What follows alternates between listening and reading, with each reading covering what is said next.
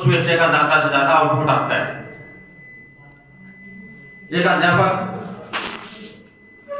जो एसएस के होते थे पहले और इंग्लिश के, तो उसमें कंट्राडिक्शन भी आ जाता था। यदि कहीं पर बच्चा कुछ वीक या कहीं आउटपुट नहीं दे पाता है तो उसका सरल जवाब ये रहता था कि मैं तो एसएस का अध्यापक हूँ। अभी भी हम कई विद्यालय में जाते हैं और वहाँ देखते हैं कि वहाँ टीजीटी इंग्लिश का अध्यापक यदि नहीं है और एसएस का अध्यापक पढ़ा रहे हैं, तो वहाँ से सिर्फ एक ही जवाब मिलता है कि हमारे पास टीजीटी इंग्लिश अभी है नहीं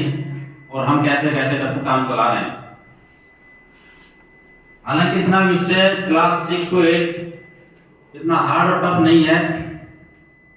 कि एक ग्रेजुएट अध्यापक उसको पढ़ाने में थोड़ा सा नहीं कठिनाई है, लेकिन फिर भी देखा जाता है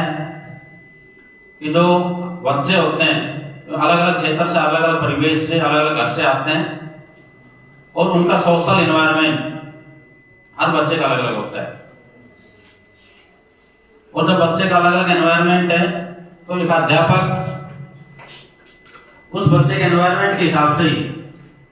उसकी नीड पूरी करने की कोशिश करता है। कुछ बच्चे पढ़ने में ठीक रहते हैं हमारे, कुछ बच्चे लिखने में ठीक रहते हैं, किसी की राइटिंग अच्छी होती है, कुछ बच्चे हमारे ऐसे होते हैं कि जो स्पीकिंग में जो सब बात कर सकते हैं, लेकिन कुछ लिखने में या बोलने उसमें पढ़ने में दिक्कत आती है। और कुछ बच्चे होते हैं जो लिसनिंग, क्योंकि आज के तारीख में हम देखें तो सबसे बड़ा टफ काम है लिसनिंग। जब तक हम गुड लिसनर नहीं बनेंगे, बच्चे उस चीज को अच्छी तरह से नहीं सुनेंगे लिसनर बनकर, तो जो अध्यापक हम पढ़ा रहे हैं, जो विषय का हमने जो टॉपिक डिलीवर किया है और बच्चे का ध्यान कहीं और है, उस चीज को सुन नहीं रहा, और अचानक हम बच्चे से पूछते हैं कि बेटा समझ में आया,